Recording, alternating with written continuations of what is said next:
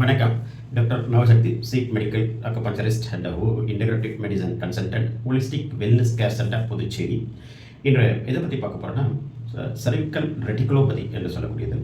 Cervical இன்ட்ராவென்ட்ரல் disk compression ஆகி pain radiating ஆகி degeneration changes, தேய்மானம் ஏற்பட்டு அதை கண்டுக்காமல் விடும்போது இன்ட்ராவென்ட்ரல் டிஸ்க் அழுத்தம் ஏற்படும் போது பயலேட்டரில் இருக்கக்கூடிய அந்த கிரனியல் நர்வ் அழுத்தும் போது கழுத்திலிருந்து கைக்கு வரக்கூடிய நரம்பு வலியை உண்டாக்கும். அப்போ அந்த வலியினுடைய வேதனை எப்படி இருக்குன்னா, லைக் கையை மேலே தூக்க முடியாது, கீழே கொண்டு போக முடியாது, சைடில் கொண்டு வர முடியாது, ஒரு எலக்ட்ரிக்கல் பெயின் வந்துட்டு போகிற மாதிரி இருக்கும். ரொம்ப சிவியரான ஒரு வலியை உண்டாக்கக்கூடியது. அட் த சேம் டைம் கழுத்திலிருந்து ஆக்சிபிட்டல் ரீஜன், கழுத்திலிருந்து தலைக்கும் அந்த வலி போகும்.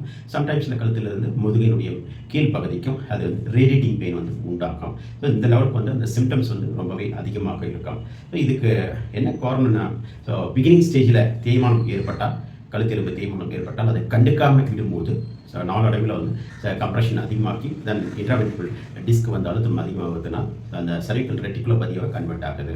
அப்போ இதுக்கு என்ன தீர்வு? இன்டகிரேட்டிவ் மெடிசனில் என்ன பண்ண முடியும் என்றால், தீர்வு இருக்கா என்றால் கண்டிப்பாக இருக்கின்றது. நம்ம ஹோலிஸ்டிக் வெல்னஸ் கேர் சென்டரில் ரெகுலராக 3 to 5 பேஷண்ட்ஸ் இருப்பாங்க, செர்விக்கல் ரெட்டிகுலோபதி உள்ள பேஷண்ட்ஸு.